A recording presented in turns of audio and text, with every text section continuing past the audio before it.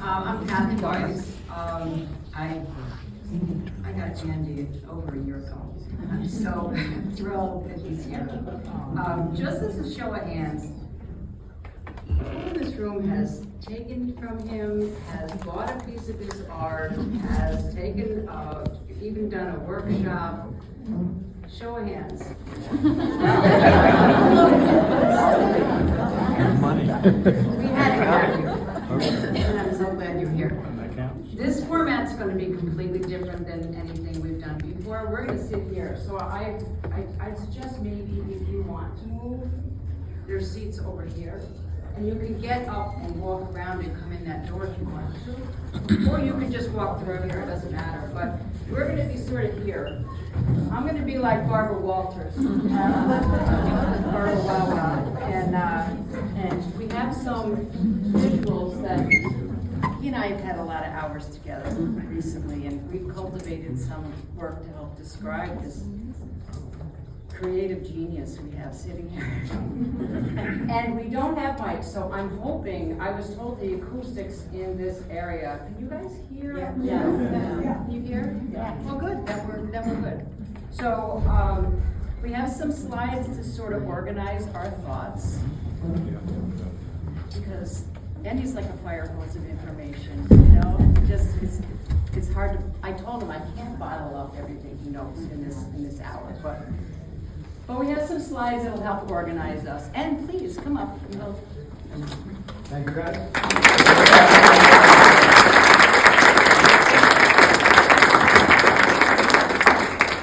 Are you comfortable there? Yeah. Well, thank you. Thank you guys for having me. I appreciate it. I've been in Charlotte since 1988, I guess. And I had an entire life, an artistic life before I came to Charlotte that had nothing to do with landscape painting. That's where we're going to start with that. And the reason I wanted to start with that is that, well, it just shows the evolution of the city.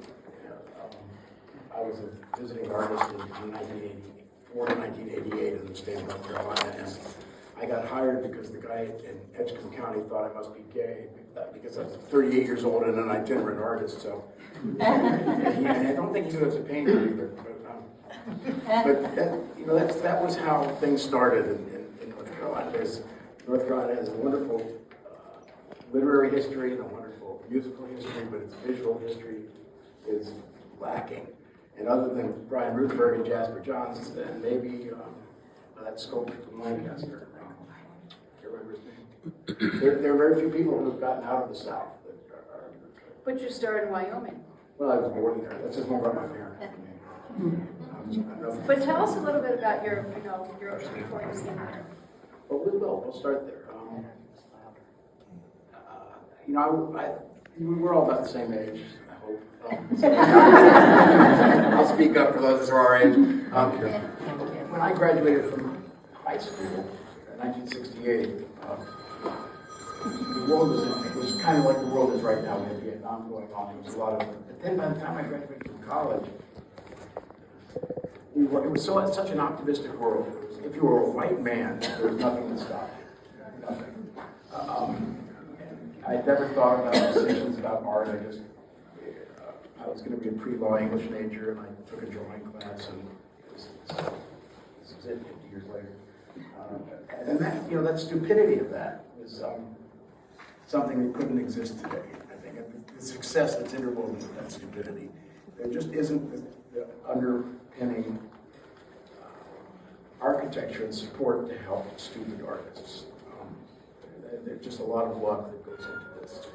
And those of you who are still painting, I'm really happy and proud of you, because it takes, as you know, it takes a lot of time. You have to dedicate yourself. You wake up every day, and you figure out the time to do it. And it's very, it's a very selfish kind of life pursuit that other people find noble, but it's really just our selfishness. And it's nice that other people find it noble. So this started back in, I guess, in the 70s. I was really loved painting, and I was so optimistic as to think that I was going to make an impact on the world of art. Time magazine had 2 artists on the cover something in the previous decade for that. So Clifford Still and Jackson Pollock were both on the cover of Time. So that's amazing when you think about it. The power that art had over society, static art had over society, and that's changed a lot. Now it's a whole different art form. And what we all do is buggy whip work. You know, this is, I don't know that our kids or grandkids are going to want our work. You know, it's like a grandma's china.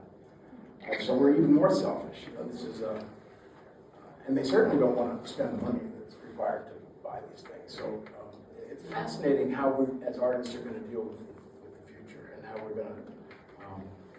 But we have to ignore that. You know, we have to just, because we want to paint, this is what we want to do. And so in taking that naivete, I was an abstract painter, caulk guns and big paintings. So. That's actually more recent, but yeah. Materials, so we've always used different materials. We've got a whole bunch of work that's coming up behind me that I can't see, so. But I got accepted into a really prestigious thing in Maryland called the Maryland Biennial, which was like a tri-state area. That's a 20-some-year-old. And so I was really on this fast track, I thought.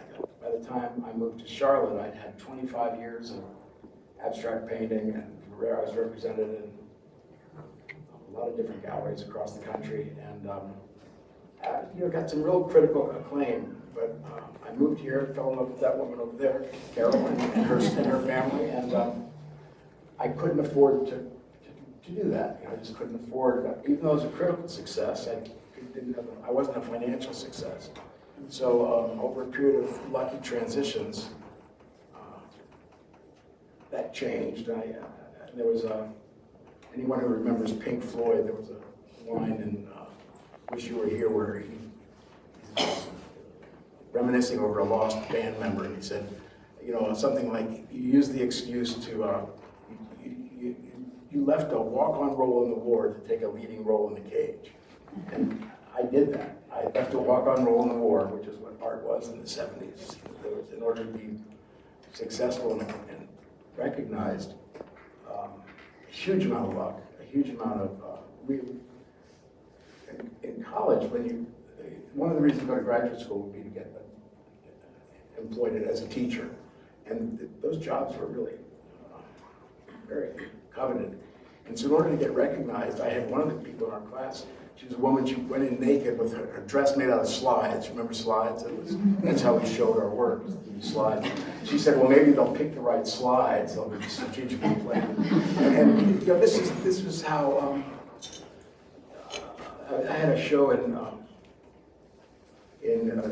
Adams Morgan area of Washington, D.C. at the Olshansky, and it was a real pivotal show for me. It was a group of work that this work is born out of.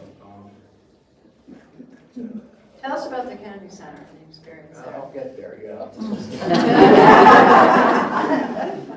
So there was this show at the Olshansky, and I was really happy about it. And Joseph Hirshhorn, one of his guys, had seen it. The Hirshhorn Museum wasn't open yet, but it was being built, and he was one of the last kingmakers. And he had actually made an appointment to come see my studio. A lot of these things had happened, and some guy came to the studio and said, I'll take everything you've got. Wow. And I said, well, that's exciting. But he said, but I'll only pay you like 10 cents on the dollar. And I go, well, I weighed, you know, how much my debts were and how much 10 cents on the dollar. And I was foolish enough to say yes. And he had a truck with him. They loaded the stuff up.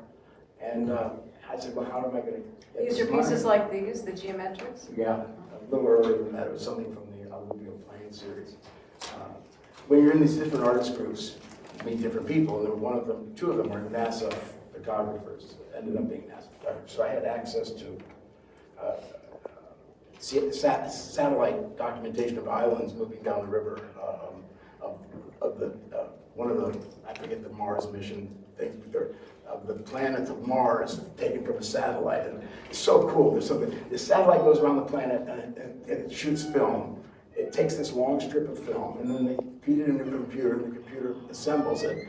And then an area where there's no information is it's this black geometric shape, and the caption is no data exists for this area. And there's so much data in just that description of what that was. 2 years I worked on that black little shape. And this is what art used to be. You know, it was an idea And I'll finish that story. So I never got paid for that. And he said, I'll give you my Rolex watch. And I said, okay, great. And I'll take that. Carol can attest. True story. I'm very, very open and very naive. And I was living with a different woman then, or engaged to her, I can't remember which. And I was so upset when the reality hit me that I wasn't going to get paid, that I took the only payment I had and threw it against the wall and broke that. And then that was in the... But it wasn't a Rolex. I'm sorry? It wasn't a Rolex. You didn't tell that from... I don't remember that. What was it? It was a cheap watch that they would That's my wife. Years later, I'm in the representative in the gallery in Santa Fe, and a woman walks in and says, I've got a basement full of his work. And I said, well, Bob and Debbie were the people in the gallery. I said, look, whatever you do, don't tell them I know that she does, but have her send you a piece, or have her send you some of the stuff so you can tell her you're going to sell it. And she never heard from her again. But it was it's interesting how these connect so close in so many different places. One of them, as a young man, again, a grunt, was in another visiting artist program, and Jamie Wyeth, Andrew Wyeth's son, and Andy Warhol were coming in to do a demonstration, a week-long program. And I was like the head grunt. They asked me to get in the center program and asked me to be the sous chef for these guys. And I said, sure, this is very cool. So at the beginning, going in there, I thought that Jamie Wyeth was just a landscape painter, and he was a mediocre landscape. Well, he's a good landscape. And Andy Warhol was like a name. He was a breaking name. So he was impacting art. Jamie Wyeth was making pretty pictures, but he wasn't impacting art. And so I really had this bias against Jamie, and this real positive thing about Andy. And then after the weekend was over, the opposite had flipped completely. Warhol spent his time in the closet until the 10 o'clock and 11 o'clock news came on. Then he took his wig and straightened it and came out of the closet and gave a little thing in front of the news cameras. And Jamie came to this thing and came with his wife, who had some physical disability that allowed him to have a mistress and a daughter. Oh. Jamie and these three women walked in the whole weekend, and they were working diligently. And my whole idea of these people flipped over in that one period of time. When I was in college, the East Wing of the National Gallery had just opened up, and so I was invited to go to the opening of the East Wing. So I got to meet all these great David Smith, incredible artists that you just dream about. And I forget this guy's name, but he was a big name at the time. He had a mural that's as big as the Hicks mural, the Hicks tapestry at the other Mint. Huge thing. And he'd never seen it before. He had sent a little 6-foot painting to some weavers somewhere in Italy, and they wove this incredible thing that's hanging in the East Wing of the National Gallery, and he'd never seen it. And I was staying with him, and he was just admiring. He said, wow, that's really nice. And this is what art was back in the 70s. So we talked a little bit about why you came to Charlotte and what you did when you first... Yeah, this is it. We're moving on to the move to Charlotte, so... Okay. So Jerry Melber picks me up as an abstract artist. And, so I'm with him for a while. And we were good friends. We played poker and racquetball and stuff. He's kind of bipolar, and he's a hard guy to live with. And he lost a lot of framers and things. But Who? He lost a lot of framers. People No, who were you talking about? Oh, nobody. And so he I ended up leaving him for personal reasons. But you did a residency or something, right? No, I came here, not as a resident, I came here, he picked me up as an artist. And Okay. And back then, I'll explain this real quickly. Back then, an art gallery handled a group of artists. They had 12 or 13 artists. They were their main stable, they were called. And they had one show a month, and then enough of a subgroup that they'd sell to the rest of the people. And for a lot of these galleries, like the Fagel Gallery, and I was like in the subgroup. And then for others, like in the Rogers Taylor Gallery, I was in the subgroup. But for Melberg and these other galleries, I was in the top tier group. And so they would represent the artists. They would not just sell their work like today, like they're not vendors. They would take the artists, they'd place their work in museums, they'd help them get build their resumes up so their work became valuable. Like agents. Yeah, they were agents. They were provocateurs. They were people who, because they had an interest in us. You know, as our work got more valuable than theirs, and so it was fascinating. That's what galleries were. That was the idea. Now they're just Macy's. You know, it's like come in and buy them, which is fine. You know, I'm not getting wrong, but that was a whole different idea. And so I came to Charlotte and was picked up as one of the stable artists for Melbourne. And yeah, I'm thrilled about that. I remember Carol tells the story. I don't really remember it, but I met Carol at her house. Another story. And I called her up and I said I'd like to go out for a date. And she said, okay. And I said, but I've got this big show coming up with Melbourne. I won't be able to see you for about 2 weeks. And she said, well, she's something, you have to finish that one, Carol. But I basically said, you know, why did you call me if you're not available for such said, you know, thanks a lot, but no, no thanks. So then the day later, you called back and said, well, I've had an opening here, so I might. Fight hard to get. So, you know, so I get to Charlotte, I'm with Melbourne, I'm living, you know, and at the time you don't make any money. You know, you sell work, you can afford to eat. If you don't sell work, you can't afford to eat. And it's fascinating. And yet, if you get a job, you can't really produce work. So I was really fortunate over the years to have people who employed me for groups of time. I had an electrician hire me in Baltimore for whenever I needed money. He'd send me on a job, and I'd get paid, and I'd go pay for 6 months. I had a job in a dart bar in Laurel, Maryland, which left me with this incredible capacity to throw good darts, and a great capacity for beer, but no other skills. But these were the kind of jobs you had, and so when Carol and I met Carol that same year. It was 1988, and it wasn't until maybe 7 years later that we got married. In that period of time, I was still a non-representational painter, and I really wanted to get married. This is how I tell the story. Carol tells it differently. But I couldn't afford to do it. It was just one of those things where I just couldn't afford to get married, and I didn't know how I was going to do that. And I said to myself that this is where the "Wish You Were Here" from Pink Floyd comes in. Most great artists have made their impact by the time they're my age. I'm 40, in 88, I'm 48, no, 38. 50, yeah, I'm 38 in 88. So, you know, if you're 40 years old and you hadn't had the impact you're going to have, you're not going to have it. And Okay, we can all leave. I didn't want it. You know, this is where I left a role in the war to be, you know, a leading role in the cage. I couldn't do what I did in Charlotte in another town. A community college or the continuing education classes would have filled the role that I filled. The fact that they didn't have anything here, which was a negative, was my positive. And I wanted to have an impact in the art world, and little did I know that leaving that track and doing what I did was what allowed me to get a role in the art world. And did you want to add some, elaborate more on what Melbourne did to Charlotte, impact of Melbourne? I did. Jerry's changed the city. He went to Bob Jones University of all things. He was a docent at the Mint. He was a curator for contemporary art. And he and Herb Jackson struck up a deal, and with Herb's help, he opened up Melbourne Gallery, and then with the contacts he made at the Mint, this Mint, he would, before the other Mint was built. By the way, the other Mint, Linda told me the Caravaggio exhibit is opening up next week. Get tickets. That's a must-see. If you're a painter, he's one of the pivotal artists.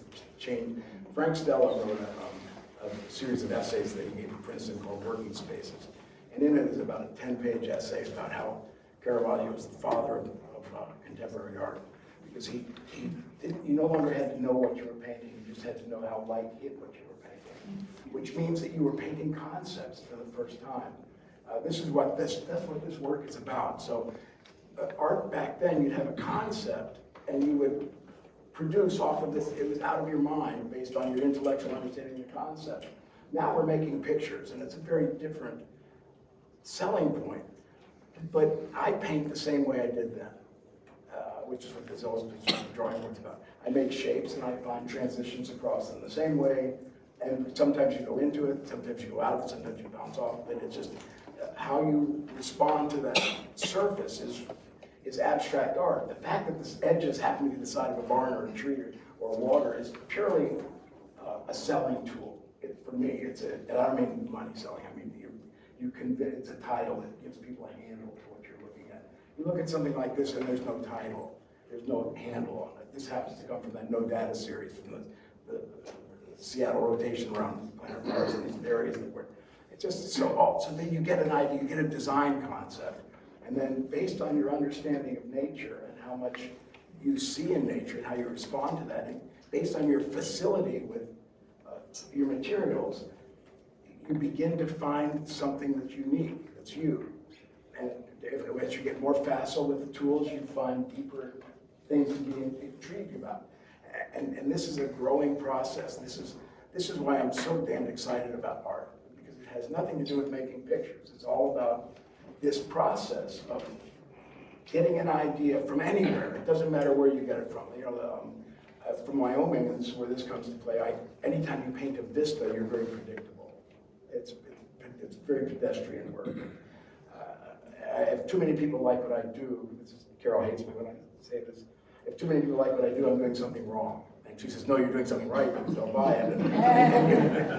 But in fact, you know, in terms of that process, in terms of keeping that curiosity going, if I was just making paintings, I'd have been bored a long time ago. But in terms of that curiosity of exploring the world around us, this is a way of doing it. It's just, it's a visual way.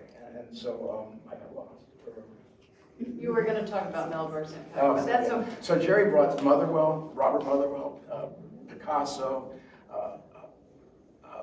He now has the estate of a terrible painter, but a great teacher. Hans Hofmann is probably one of these artists like Caravaggio had a big impact on all other artists.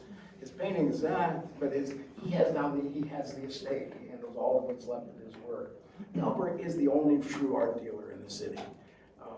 In terms of dealing, in terms of understanding, you know, like if you wanted to buy a Chuck Close, you'd go to Melberg and he'd get it for you. Jerry had this control and this impact, and so and that was very helpful to me when I started. Carol talked me into. I made the mistake of part of this getting married was to. I was a pre-language major, so when I wanted to get married to Carol, I sat for the LSATs and got accepted to law school, and I was going to. There was no law school in Charlotte at the time, and I was going to commute to Raleigh, and she said, no, that doesn't make sense. She said, why don't you, I ended up, it's a lateral transfer. I taught 2 years at Piedmont Open Middle School. I taught science because I had a physics minor in college. They weren't, in the 60s, our teachers weren't teaching you stuff. They were covering you in paint, you were rolling on a canvas. And if you wanted to learn about how pigments worked and how anatomy was, you took a nursing class. If you wanted to learn about, yes, I took anatomy. I got a lot of things. Anatomy through the nursing program. I learned about light and through the physics program. And it's just this is how you learn if you wanted to. College is a great place. There was a guy named Eugene McCarthy who taught. I went to the University of Maryland. Eugene McCarthy taught a poetry class there. You know, it's insane. You know, a guy named. Let's go back to Hirschhorn real quick. There's a guy named, the first show at the Hirschhorn was a guy named, I can't remember the first, RJ or JR Taj. And there were two shows, one upstairs, one downstairs. The other guy's name was Gregory Gillespie. And both of them were interested in breaking the surface of the canvas. Kataj did it visually. He did like stairwells that go into this canvas and windows that opened it up. And they were the idea of breaking the plastic surface of the canvas. The term plastic surface doesn't mean like plastic, it means like plastic surgery. Pliable surface. So you go into the canvas, you come out of the canvas. Gregory Gillespie actually cut holes in the panels and would do these things that would reveal bits of information. That comes later. It was just fascinating how these concepts drove artwork. You know, it was like not pictures that drove artwork, it was ideas. And so to each of you here that is a painter, an artist, you don't want to paint pictures. You want to find an excuse to. You want to have an idea or curiosity first, and you want to find a way to explore that curiosity. Doris just said they're having a show, and the theme for the show is transition. So, you know, when you get to some of my landscape work, which I didn't even start doing till. Do you remember Connie Winters? Connie. Well, I opened. Carol talked me into opening this quitting Piedmont Middle School and opening up a teaching studio. And so I did that, and I was teaching figure classes and abstract painting, and met some neat people. But Connie came to one of the figure classes, and she asked me to come to France with her and someone named Cher Gosper teach in France, so plein air painting. I said, I'm not a plein air painter. And she said, no, but you're a good teacher, so I learned. And it took me about 10 years to make that transition from being a critically successful abstract artist who couldn't buy dinner to a representational abstract landscape painter who could buy all the dinners I wanted to.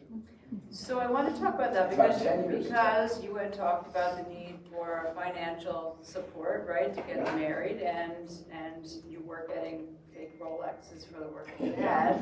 So then your art has transitioned into something that's more. It's giving you more sales. So talk about the gallery experience. The image has changed to the lay person, but the process hasn't changed. There's some other ones here. Yeah, that's a huge piece. If you haven't seen it yet, that's probably 12 feet by 8 feet, something like that. Where is it? A woman named Allison Chambers and her husband bought that piece.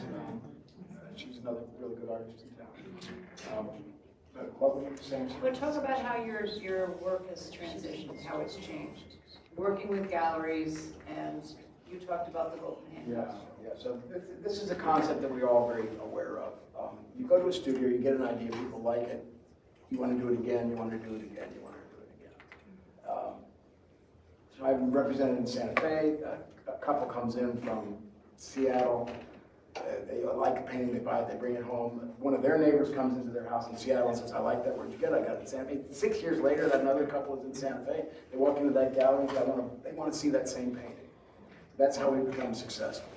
That's how we become branded and become collectibles. Which is good and bad. It's the enemy of feeling. It's the enemy of emotion.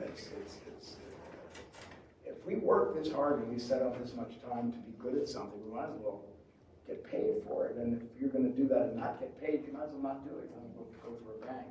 And so if you're painting the same thing over and over and over again and finding that it's tiring, you don't have any ideas, you aren't making enough, it's not as exciting. Or it becomes mass-produced almost, right? Yeah, because you're just producing within the constraints this is of another little the story gallery, right? That is really embarrassing to me. I mean, so many of these things are good. So I'm represented by this gallery in Santa Fe. I think I'm hot shit. Sorry, I'm hot stuff. And I hire someone to help me do this because I'm going to go to another gallery and I'm already changed my style. I can't stay in this style. So the only way I could paint a different way would be to have a different gallery handle me. Or Josh Brown, Josh at Shane, he changed from those animal paintings or people paintings, and he changed his name, so he was able to sell under one name or sell under another. Oh, I didn't know he changed his name. Oh, I'm sorry. And so this is the only way that you can make a living is if you found someone to handle this work, because the client doesn't want to know that you're an artist. They want you to be a performer. The analogy I use is the Rolling Stones and the Beatles. The Rolling Stones, Mick Jagger, bless his heart, that's a Southern phrase, I learned that. Bless his heart. He's still doing incredible performances at about 80-some, 70-some years old, and because he gets his jollies from performance. And this world of sales and clicks makes us performers. The Beatles, they took the entire world of music with them. They changed and they took the world with them. That's what we want to do. That's what I want to do. That's what you should want to do when you're painting. You're not going to try to fit into what the world wants, because then you're a performer, and you might as well do something that pays better. Anything. number of hours. I mean, what do you put, 10 hours, 15 hours, 200 hours in a painting, and somebody looks at it in 100th of a second, they like it, they don't like it, they're gonna, you know, how much are they gonna spend for it? It's like, oh, everybody paid pennies on the dollar, or pennies on the hour. So if that's your life, then you're stupid. So, I gotta find another way to say that, but you understand the futility of that. So you have to find, but we have to make a living. Right, so there's the, do you want to make the living or do you want to change the world and try to change the world? You may not be successful. One of the And you reasons- also said that the lay person in the gallery is telling you what to paint now, Yep. right? Well, because they buy. Yeah. So if someone who doesn't know art and does want a decoration, they buy your piece. Somewhere you get this pressure to sell more and more of this mediocre art, and so because it's anyway. So I never thought that landscape art was art. Never. I still don't. It's something my grandparents. But you do it. do it. So my entire next 25 years, the first 25 years of my painting life, I was doing the abstract work. The next 25 years I was doing this, and it was no transition. I got to use more color, and I got to use this. It was the same process. It took me a decade to make that transition and to leave the world of Connie and drawing pictures to the world of learning what I learned for 26 years of abstract painting and making art with landscapes. And the problem with doing abstract landscapes is that it so easily turns into pottery barn work. You know, it's like I cannot tell you where that edge is, but it instantly, you go too far in one direction and it's pottery barn, you go the other way and it's very creative. So can you save it and turn it into? It's your brain you can't save. You can change the art, but your brain is sunk. Okay. I can use the toilet, it's going down. There's no way to reclaim it. And because we get sucked into the world of acceptance. And the creative process is separate from the creative. Okay, so you brought up an interesting concept about the gallery wanting a consistent body of work. Yeah. And you had said sometimes that's not the best thing to do because they should see the transition over time of your work. That's what the gallery of the old, the gallery of yore used to be that. Okay. They were interested in the artist. Okay. And there was. So how do you break out of that if you get accepted by a gallery? Yeah. Many of us are either in galleries or want to be in galleries. I've been How do you break out of that? I've been very lucky to be successful in different venues and different styles. And part of that is my ability to change from one gallery to another gallery. And I've been in Multiple galleries. every gallery in Charlotte. Hodges Taylor, Jerry Melberg, Shane, Debbie, I don't know her last name, I didn't Banner Theater, Allison Sprague. Debbie Bassett. Yeah, if you name it, I've been in that for one reason or another. And usually it marks a change in my style. And Gallery A can't sell a work because they want to see that work. Gallery B is excited because you've got some kind of reputation there. Anyway, so you've got to find a way as an artist to continually grow and create, and at the same time find, if you're a musician and you've got a riff, you know, you can be creative, and when you run into a problem, you can pull back and understand your blues sequence, your blues segment of this. You can fill it in. There's the performance part that you've learned, and every time you paint, you're teaching yourself something. Every time you repeat that, you're performing that exercise. And so the trick is to learn how to continually teach yourself something instead of just performing it. If you're just performing it, then you're in this toilet. If you can teach yourself, every day you go into the studio, every time you sit down to paint, you have a question and you're answering visually, and you're going to try to answer that question. You can't do it intellectually. The question is an intellectual question, but the result is a visual result, and you have to look at that result and say, is this... As painters, we have these two people on our shoulders, and there's no in between. If you have an intention and you put a brush down and you make that intention, you're great. Where are the cameras? If you have an intention and it doesn't work, you suck. You might as well go, you have no talent. And this is how we paint, and it's really frustrating. Because we don't know how good what we've done is until the next day or 3 days later or a month later. So you have to learn how to be open to magic, be open to the unpredictable, to be so much in the moment that stuff can happen that is not in your control. Michael Crichton's dead. All the great painters, everybody's good is dead. But Michael Crichton was a wonderful, I think he had a law degree and a medical degree. He ended up writing a bunch of great things, The Andromeda Strain, Jaws, not Jaws, Jurassic Park, all that stuff was out of the brain of Michael Crichton. He also wrote 2 nonfiction books. One was about the great train robbery in London, and the other was about nonfictional biography of Jasper Johns. I don't know why I did that. But in that biography, you should get it and read it, it's really good. He quotes Jasper Johns as saying he tries to surprise himself every time he paints. Think about it, if you're a painter, surprise yourself. What does that mean? Picking a different color, trying something with your eyes closed, I don't know. And I asked you, how do you know when something's done? And you said, if I set out to learn something, I'm gonna keep going until I felt I learned it, right? And that usually can go. And you said you would destroy your painting, but you still wanted to learn something. Well, that's where the body of work comes in. You know, and this is just a hint for people who are looking to be represented. As painters, we make these jumps, and the younger you are, the bigger the jumps. The older you are, hell, changing a brush size is a big jump. So, you know, when you're young, you can get these big concepts. When you've been painting for 20, 30, 40 years, then, you know, changing shoes is a huge deal. And so, if you look at every art history book, and you pick Picasso, there may be Mademoiselle d'Avignon, let's see, maybe 3 pieces that are in every art history book. You pick Cézanne, it could be any one of 50 paintings. Turn it around. And that's upside down. It's upside down. It's upside down. So if you pick a Cézanne, there could be any one of 50 paintings in the history, in the art history book, because he grew and he changed and he didn't. We don't know the differences as lay people. We don't know the differences as artists. We know Caravaggio is one of the breakthrough artists. David Hockney is one of the breakthrough artists.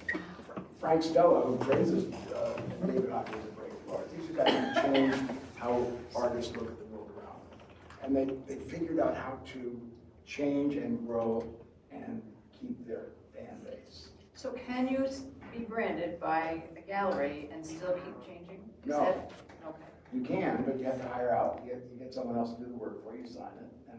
And Truly's never made a piece of glass in 30 years. Really? Oh, no, this is just, once you're a collectible, you have to train people to be your people. Wow. And that's the way to do it. What was that again? If you're trying to make a collectible, and once you get accepted, once you're a Chippendale or a Chihuly then you're no longer making work. James Patterson probably hasn't written a book in like 20 years. It's like he has people write his books and he signs them. This is like, he helps them, I'm sure. But this is what art has become. Production. This is what financially successful art has become. And so we are, I hope, in a position, if you can take one of my classes, you don't need to sell painting. If you can afford to take a class, you've got enough money. Right? Yeah. So I think you're setting this time around, if you're taking this class, don't try to be normal. Don't try to be predictable.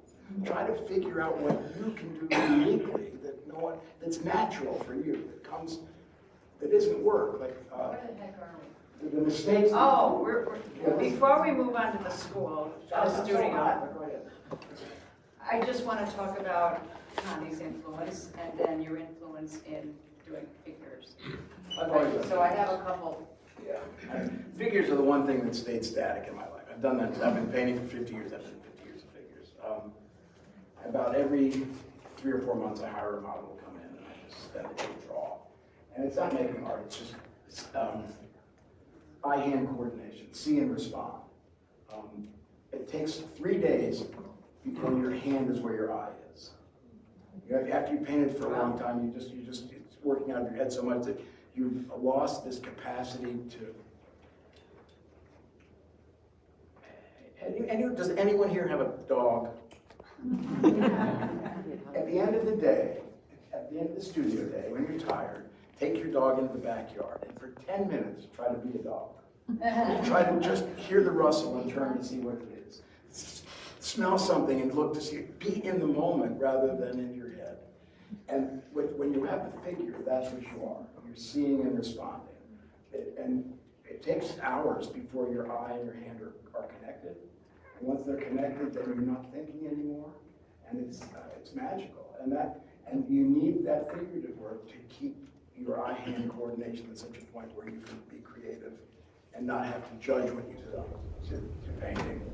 I can now, after decades, I can flip the switch. I can get there instantaneously. But it takes a long time to do that. And I'm not, and I have, thankfully, I have a family and a supportive family that takes care of a lot of, they accept the fact that I don't know how to get dressed. And they accept the fact that I do stupid things because I'm not thinking. And they help me, so most of the time, they help me without judgment and just say that, well, that's Andy. And if you aren't that, if you don't have that support, then your life is hard for you. Because it's hard to be in the moment and survive in society. It's hard. So we brought up the studio. Yeah. And we brought up how expensive it is and the fact that we don't expect to paint. But, okay, sell your work. You get people super motivated about painting when they're there, right? I mean, everyone here who took courses, you're super motivated. And how do you do that? I love it. So you just transfer love, and you love people enough to see what they're missing that day, and try to read people well enough to fill that void. I can't do it in anything but art. I can see what they're doing and see where they're hesitating, what's wrong, and where they need confidence. And once I can't do it in how they dress or who they vote for, or I don't see any of that. But if I see work, I know where your problems are, where your successes are. And then I look for, if you have problems, I work with your problems. If you have successes, I show you your successes. And that's, so let me go on. This easel here. So I work on it. We don't have enough time. But I want you to see this for just a second. So I've got this abstract floral class now. And so people think that all this means I can be really loose and paint flowers a lot of color. It's not that at all. So what you do if you know music at all, if you listen to music, then artwork is a band. And when you start to, when you get everyone see this art I'm trying to plug? So this is form. This is form. I try to work in a square format because it's hard to screw up the square. The center of the subject, there's always the center. So the first thing you do is create a rhythm, the drum or the rhythm guitar. And that's your dark shapes. So if you're doing a floral, abstract floral, you may have a light here, which means there's dark here to create that light. You may have an edge here, and you need a straight line in order for us to celebrate the natural line. So in order for us to, artists set up a rhythm, and then they break the rhythm. That becomes the subject. And we spend a lot of time developing an expectation. Once you've established an expectation, your job is to either meet it or fight with it. So if I need if I'm going to do something that has a floral component to it, something that feeds me, if I have something that has a floral component to it, then that's all organic marks. And in order for us to see those organic marks, they stand up better against some man-made object.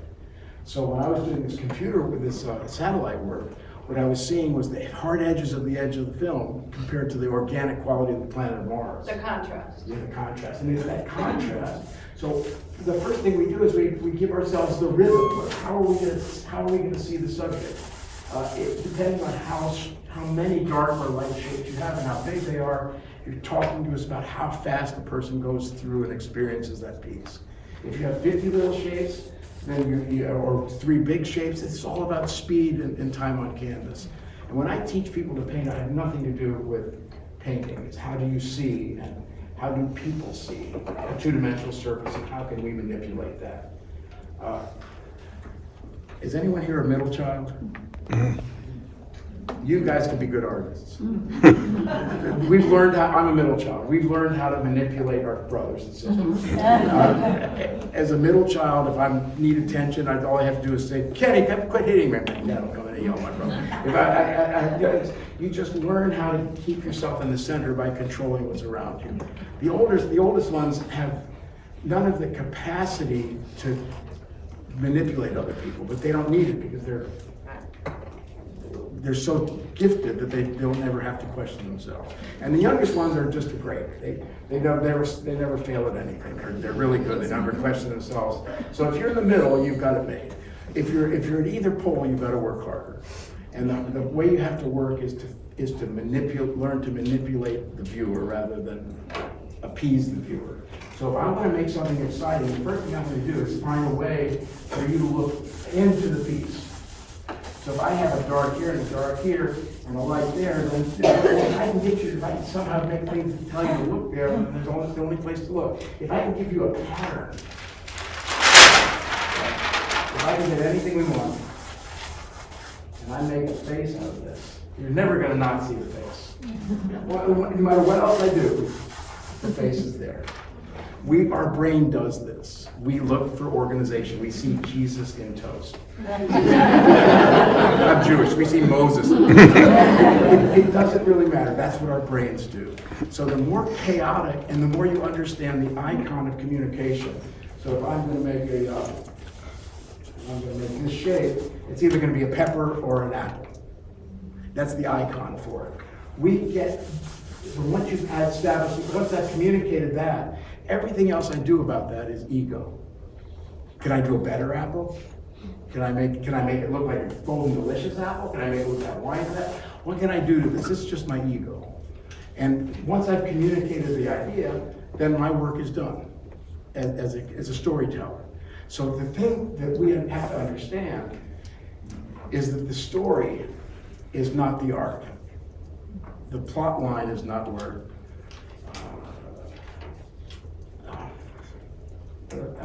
distinctly, I remember it was in a bleak December, and each last something dying ember cast its ghost upon the floor. There was a fireplace. It's cold. That's not the art. The art is the rhythm.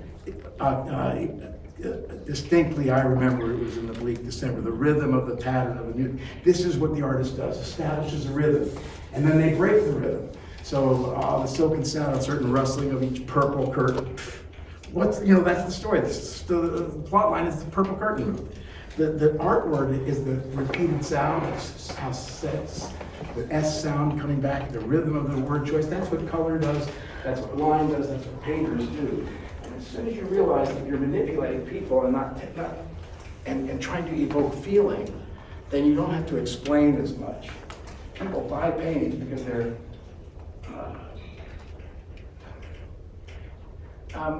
I don't know half of the words of half the Dylan songs I know, or Bruce Springsteen songs. We don't buy music because we know the lyrics. Some of them we do, but most we like the feeling we get.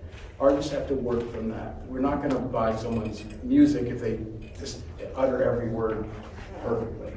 We're not going to buy someone's paintings if they describe the world around them. We have to figure out how to tell a story, and that's where. Well, what would you like to know? Do you want to talk about the retinal? Oh yeah, that's it all. Well, How much time we did this. We have. Are you guys bored yet? 5 minutes? No, we have time. Okay. We have time. So do you want to go to this, or do you want to talk the feelings? We'll go to this. This is a current piece that Carol Hayes, because it's got rocks on it. She's done a rock band. But it's got teeth in it. Sorry, it was teeth. I went to an endodontist or a dentist, and I had something wrong with my teeth. They had to Dentures? It was something. I forget what it was. But they gave this bread, so they made this impression of my mouth. And mold. Yeah, and then they threw it and was done with it. The dentist don't. They had to throw it in this bucket. And I said, "What do you do with those?" I said, "Oh, it's all right." So I've got all these teeth. It's great. Yeah, they just got numbers, so they don't know what the names are. But if you think about what a tooth is, it's this beautiful natural form. And figuring out how to use it in my painting. And every time I do it, unfortunately, it looks like Auschwitz. You know? So I haven't been able to figure out how to put the teeth into the piece without. And so I grind them up. I go, but anyway, so and then it's a little too, so I leave it alone. But the natural rhythm. It's like soldiers that have this rhythm, and this is what I'm looking for. I think we were trying to get at depth, right? Yeah, well, it's more than that. It's time on canvas. So, if you again, my mantra is that painting is the only art form that doesn't have an element of time built into it. Music has a crescendo, we build to the end. Books, plays, everything has a sequence. It gives the viewer, the participant, the person we're entertaining, gives us time to develop a plot and to crescendo to a climax. Painters don't have that time. We have to do both. We have to first get someone's attention from across the room. That's a certain amount of glitz. You have to look good from across the room. But then when you go up to them and talk to them, they have to talk about more than NASCAR and NFL football. They need to have substance. So the substance comes, and when you look at a painting, the question you should have is not why am I looking at it? The question you should have is why am I still looking at it? And that's what we have to do. And there are 3 or 4 tricks that I've learned over the years. One of them is understanding what we see as beauty. Different colors mixed to the same value is beauty. So if you can get complement colors mixed to the same value, then your brain is actually confused. It doesn't see an edge. So our brain will stop and we'll keep working. Everything is cool. Everything is fine. If we see an edge, we stop and try to figure out what that edge is. And if we have an answer, then we judge how good the edge is. If we don't have an answer, then we keep looking for another edge that is going to give us an answer. And our brain keeps moving until we answer. That's how AI is taking visual information and learning how to transfer it. It keeps going through a million different outlets until it says this is it happens instantaneously. Our brain keeps moving until we identify the icon. So if the colors are the same value, we don't see an edge. If you took permanent green light, put it right next to CAD red light, complete opposites. One's bright red, one's bright green. Took a camera photograph of it and put it on mono, you couldn't tell which was which. They have the same value. So if you get colors of the same value next to each other, your brain is going to go back and forth trying to find an edge. I see the color, but I don't see the edge to the color, so I don't know what I'm looking at. What am I looking at? What's he trying to say? And if you don't see it, as soon as you see the edge, we understand what's going to happen. We either go past the edge or go forward. So if you can get different colors mixed to the same value, our brain will be curious. What's going on? That's time on canvas. If you can present work in a way that no one can understand how you did it, if they're curious, their painters are going to keep looking at it until they figure it out. As soon as they figure it out, we don't care anymore. So you have to keep growing.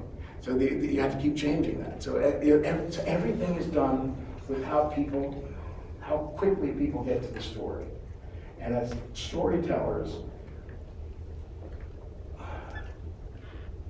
this is where things get the problem. Once you start describing stuff, there's no end to the description. We have big, very coarse tools, and we want to get really finite descriptions. So it's really a difficult process. The best way to do it is to not go down that road at all, to suggest the icon, let color and application be the beauty. We all have teachers in college who entertained us not because they knew their stuff, but because they jumped up on desks and did, Robin Williams thing in the Great Poets Society, where these people got emotion out of us.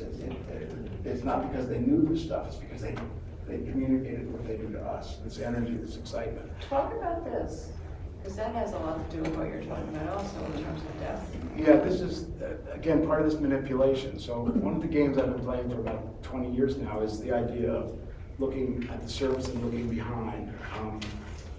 And what do you do on the surface and what do you do in front of the surface, behind the surface in order to get the person to, just like color, to bounce front to back.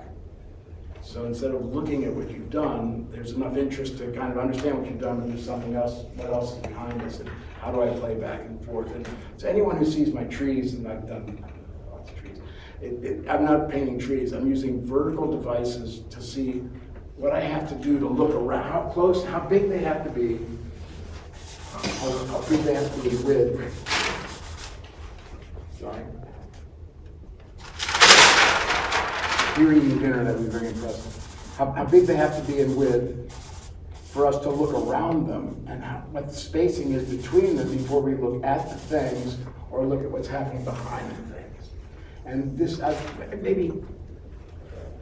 when I was in the 70s, I was living in a house with a bunch of artists. One guy named Joseph Schwartz, he'd take a big canvas and he did this. That's all he did. Black paint on a white canvas and rows of it. He'd get that across here and then he'd do another row like this. This was his art form. And I asked him, what was going on here. And he said, well, he really likes this idea of playing this game of distance. It's sort of like a linguist talking about the tintinnabulation, finding the pattern, the rhythm between the words and the marks. And the mark making aspect of painting is what, as storytellers, is part of our art form. So when we're making marks, we're not making trees, we're making devices, and we look at or look past. Joe was, he got himself institutionalized every spring. And I said, what's up, Joe? And he said, well, I get tired of making decisions. Those are his decisions. How far apart, and I need someone else to tell me what to do once in a while.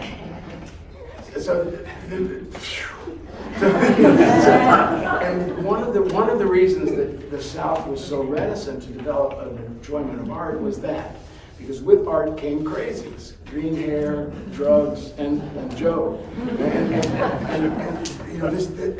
but now things have changed completely. And I think if you look at, if we start looking at our artwork and what we do as stories and storytelling, rather than as picture painting. At least if you start every painting with something in mind, a goal in mind that has nothing to do with the picture, it has something to do with the speed of the person, of the audience looking at it, with something to do with the tension that's derived by the. So if you look at the packing of the trees on the left and the openness on the right, there's a bit of tension that lets us look past into the background, so we have tension on one side, open space on the other. I've found over the years that if you take a flat surface and crunch in one side, get it to support, then you can do anything over here. So first we structure that one side and figure out that's the support. There's a great painting by a guy named Eric Fischel, who's a California painter. He's got this young 14-year-old boy, adolescent boy, in front of a woman who's completely naked, her legs splayed, and the pattern of the fluorescent of the Venetian blinds is cutting across and around her body, and the title of the painting is The Bad Boy. And you think it's because it's this boy looking at this girl, but if you look closely in the shadows, it turns out that Eric Fischel's mother was the first woman of the night, and this 14-year-old boy is going through her purse and taking money. And no one sees it until like 3 or 4 times through the painting. And they're so distracted by what's happening here. So as painters, we have to distract people. We have to tell them this is what's happening, so we're free over here to steal their money. Seriously. And so that's the manipulation that we're talking about. And if you can find a way to get someone to look there, then over there, you can start to have fun. And so if your fun is color, line, form, storytelling, then you have to, for me, what I've been working on recently, and you see before we get to current work, you'll see I'm trying to see that's about the figure. That's a bad one to pick for feeling. Sorry. One of the things I'm doing now is color harmonics. So you're trying to get, if you have a piano and you hit a G chord or a G string, all the other G's echo too, and slightly. The same thing happens in color. If you can find a way to get someone to see color that's not there, that's the height of manipulation. And that's what I try to do. Okay, you're lost. I'm lost. What do you mean see color that's not there? Well, if you pluck the G string, you're here making this G move. If I put in that big dark brown, yellow, if you look long and close enough, looking at that orange, the tree on the left becomes violet. Because it's mixing with your eye, by your eye. Your eye is the complement. You can't, it absorbs that. It just, so if I can start to do this, nobody knows this. This is just the stuff that I do to keep myself interested.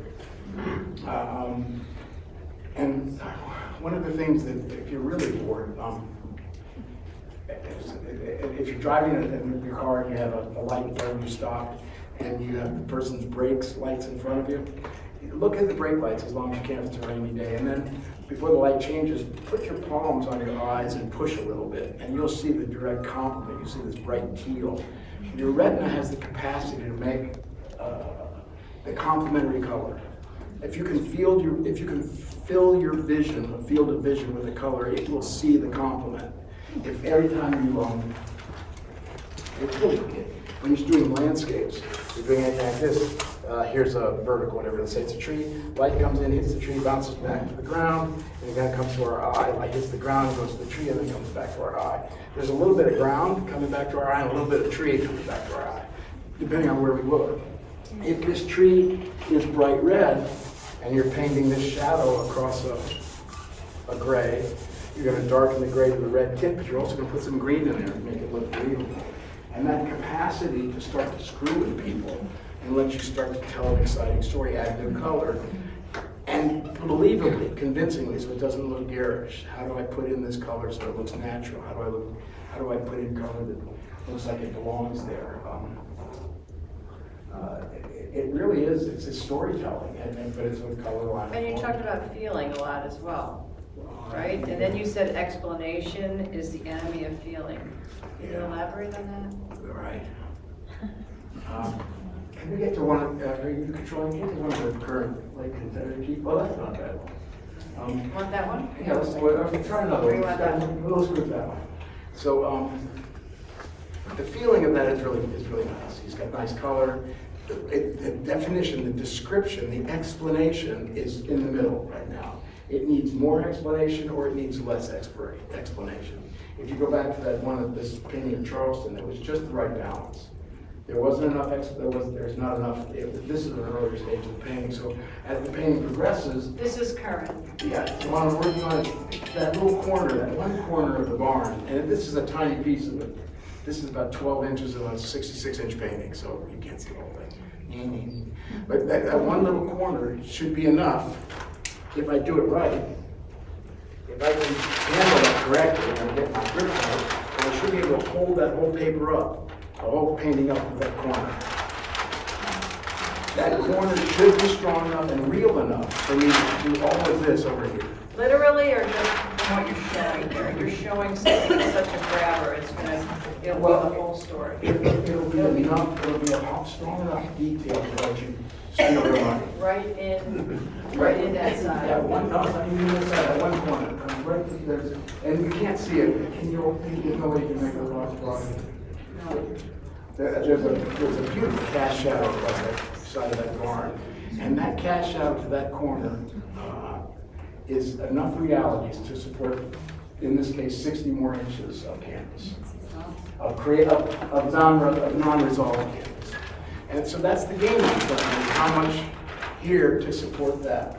Nobody else sees that. It's just a question of that barn looks right or it doesn't look right. I don't care about that as much. I care about it enough to sell it, not enough to. And so rather, and this goes back to the idea of doing a series of work. I don't make this one right. I do another one until and improve on that one, and then I'll do another one and improve on that one. And if you want a body of work, instead of making one perfect, you do 10, 15 paintings to see the perfection, see the progress. That's the body of work. It's not 15 of the same ideas. It's the same idea done 15 different times, getting more resolution, getting closer to the story you're trying to tell each time. Because if we did it right away, we would get bored. If you're really good at something, if we understand it right away, it becomes a hat hanger very quickly. It just becomes a piece of furniture. And as painters, that's what we have to do. That balance between explanation and feeling is not a hard edge. It's not a static edge. Very difficult to achieve. It depends on your own ability to find it. But how do you teach that? You don't. You just slowly get there. You get people, interested in themselves long enough to realize that So I think part of this is self-discovery as well. Zen in the art of motorcycle maintenance. It has nothing to do with fixing a motorcycle. I try not to teach people a process. Here we go. For me, the world of art is a beautiful walk on the beach. And if you're looking at your footprints, which for the artwork is your footprint, it's the residue of your walk. For most of us, the art is our footprints. You know, we look at we're turning around, analyzing our footprints. That has nothing to do with what art is. Art is you looking around the world and absorbing it. What comes out of you as what you've passed is the artwork. By the time the work I'm doing today is the best work I've ever done. You know, it's the one I'm most excited in because I don't have to turn around and see it. You know, it's still in front of me, and that's what we want to do when we paint. We want to continually push ourselves to the point where we're not performing, we're not measuring. And if you paint long enough, you can outperform. You know, you develop skills, so you exercise these skills, and people like them. But that's not what keeps you painting. What keeps you painting is what am I seeing? Why am I seeing that? And those are two really good questions, by the way, and where you're in the woods, it's like, or anywhere. What am I seeing, and then why am I seeing that? So you have, you know, when you're, there's things you can, there are apps you can get, Jacob over here with stepson, there's an app you can get that tells you where the passage of the sun, you know, during the day, we're looking for where to put this plant, how much sunlight is going to hit. This app will tell you right there. You know, you have to have enough curiosity to know where to put that plant, to know that interest to find how much sun is going to. We have to do that when we paint. I learned more about painting landscapes, fishing, trout, fly fishing than I did painting. Really? You know, where do you put the fly? Why is it there? Why is the water moving there? Really cool. You ready for this? This is a fun little game. Okay. So here's the stream. We're looking at a satellite view of it. The stream meanders, it floods, it spring comes, straightens out, all the water rushes down, the water gets drier, and they get little pockets. They're the names of these little pockets. But in the process of doing this, we realize that if this is we're looking downstream and the water's coming this way. The bank on this side, the water is going to come this way. The root system is going to be eroded, and the trees are leaning in across the water. On this side, directly across from it, because if the water goes like this, then our stream is going to go like this. It's going to have everything's going to be directly across the stream. So if this side, the roots are being undermined, the trees lean in. This side's very shallow. Trees and weeds go up on this side straight up. These come in, and the next turn, it's just the opposite. Those trees go in, and this side is straight up and down. Nobody's going to teach you this. You're a fisherman. But if you're going to make a landscape, damn, you have to understand why you're doing it. It's not that you're going to do that. It's how can I make a line that's believable? How can I make... And so this is where all this cool stuff comes in. Fibonacci ratio is a natural ratio. You want to start to, if a line is moving back in space, you want it to come back, even though it doesn't happen, you want it to come back in this ratio where this is to this space, this is to this space, this is to this. This knuckle is to this knuckle, this knuckle is to that knuckle is to this. That's what lets us make a fit. That's how ferns grow. If we can break our canvas up into these shapes, or these distances, it's a sense of agreement, it's a sense of calm and peace, and it lets us get away with more. Because I've lulled you to sleep over here. No. Yeah. Not literal. This is a current piece. It's a part of the current piece. And so this is the toilet. It's one where the explanation, the color is so nice that it's sunk. It's pretty. And it's never going to get any substance. The story's never going to get past Rebecca of Sunbrook Farm. It's a sweet little thing. It's a huge painting, by the way. But it just got too pretty too soon, and that's tough. I mean, if someone's going to love it, it's great. It'll sell. But in terms of I'm not going to fix it because this is where it is. I'll just try not to get that way again. Okay. And that's if I need to bring up a couple things. Okay. You had talked about popularity, and we talked about social media and Instagram, and you said, sometimes we judge our work based on the likes, and you said, Yeah, I try not to look at social media at all, just because it's, well, Instagram right now, artists look at Instagram. And so you're looking at your own work and other people, so it's a pretty safe area. But for the most part, I don't want to put anything out there that I don't want to see the reaction of the public. It's too powerful. And if you do what people would like you to do, then you're really not exploring. People don't want to think. And so they want to be entertained. And so pretty colors, and for that entertainment is fine. But in terms of me making it, I would lose energy pretty quickly. So my advice would be to, here's again, it's always easier to do anything other than paint. Always easier. And one of the reasons I shy away from art groups is that it's always easier to come and listen to me talk than it is to be in the studio painting right now. It's always easier to have a meeting and do this than it is to paint. What happens is alone to you in the studio. The more time you're there, the more energy you're going to produce. And the more, after almost 50 years now, I'm able to have a transition. I come home and kick the dog, and, transition from being in my own mind to being with other people and doing things. But every time I finish a workshop, it takes me 3 days to recover just from being nice to that many people.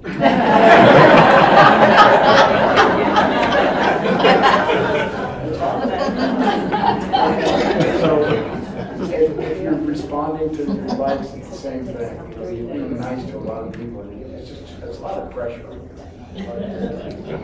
so we talk about, in the Guild, we talk about, AI produced things doesn't belong in a show, but you were talking about the use of AI being very useful for certain things. And I think, John, you had a workshop or whatever you opened at one of the Carolina Place. I think you were talking about how you even have a relationship with AI. I mean, I use AI all the time, but not for creation of art. Talk to me You say about. you do use AI, John? I use AI to kind of help formulate ideas and images, and then I paint a drawing from those as a reference.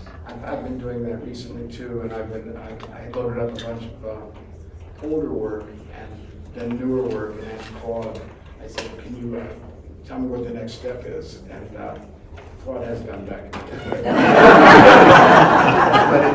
I also have had some very profound conversations. It's amazing, this AI, how surface it can be and how incredibly deep it can be. And I don't know how much of that is because I see it as deep, or how much of that is really, is it thought? I don't know. It's very interesting. But as soon as we have AI run long enough for it to be a tool rather than an end, then it's going to be really helpful for us. And the other thing, then we kind of all ask questions. I wanted to, because we talked about being a warrior. Oh, yeah. Can you elaborate on that a little bit, being a warrior? This is one of the things that I had a great 3-hour conversation with AI about this. So, so this is 1970, I guess, 1975, and we went out in the streets and we ended the war. Those that had long hair, and McNamara didn't concede that it was his fault yet, but he was going to. But we got out of Vietnam in 63, the draft ended in 73, the draft ended in 73. 10 years Speak before that. louder over here so these people can hear. 10 years before that, last 10 years, we went from assassinations and human rights issue and feminist issues to, in 75, we had power. The people had power. Some kids were being shot at Kent State, but that turned into, another series of power. We had so much reason to be optimistic and so much freedom. It was all about freedom. That freedom is what gives us the. What was the question? Be a warrior. So in that period of time, I'm reading, as artists, all the artists were changing things. Was it Nicolas Cage climbing into the piano and plucking the strings? Brian Eno is doing harmonics that are insane. Erica John is writing vagina monologues. We're breaking, dance, Alvin Ailey. So much is changing. The whole world of arts is changing in front of us. This is the world I was born into. This is the world I wanted to be an artist in. And it's, you know, the world is very different right now. What was the question? I lost it. Be a warrior. Yeah. So in that period of time, there was a guy named Carlos Castaneda who wrote a series of treatises for a graduate school project. One of them is A Separate Reality. It's a great, here we go, look at this, Separate Reality. You had me buy it. Hey, read it. I had to. Read it. So here's the takeaway from this, all right? Take your fingers, hold them about shoulder width apart. Well, do this, right about here. Now relax your vision enough, your eyes will start to cross, and eventually you're going to get the two fingers to, it'll take a few minutes, relax. Maybe if you get help it, maybe move them a little closer. But let your eyes cross, and eventually you're going to find this third finger snap in the middle between those two other fingers. It'll take maybe 2 more minutes, but I've got time. So just relax your blades. You see, you got 4 fingers now. Yeah. You want to get those 2 middle fingers to join each other. And that's the basis of this book. It's real, but it doesn't exist. It's there, but it's based in reality. It follows the rules of physics, but it doesn't exist. And he did a whole series of treatises on this. And part of this is, at the same time, Suzanne Vega was, remember a song that she did called Looking for the Straight Lines? I tore the lampshades off the lamp, I'm looking for the truth. You know, it's getting rid of all the extraneous stuff and looking for the truth. As painters, we have to, if we're really interested in finding this out, we need to spend this time to learn our truths, whatever they are. And it doesn't mean that other people appreciate it. It means actually just the opposite. You exist by yourself. It's very personal. Yeah, hugely personal. And it doesn't happen because you want it to happen. It happens because you're there. It happens because you work for it. Participating. How long did it take you to get your fingers together, get your life together like that? It's even harder. So you need to believe in something that, Carol and I went to see someone talk, I can't remember the guy's name, he was a writer, and he was talking about one of the big breakthroughs in the human species was, I can't remember what the catalyst was, but we were living long enough for there to be grandparents. And grandparents were where wisdom was passed along.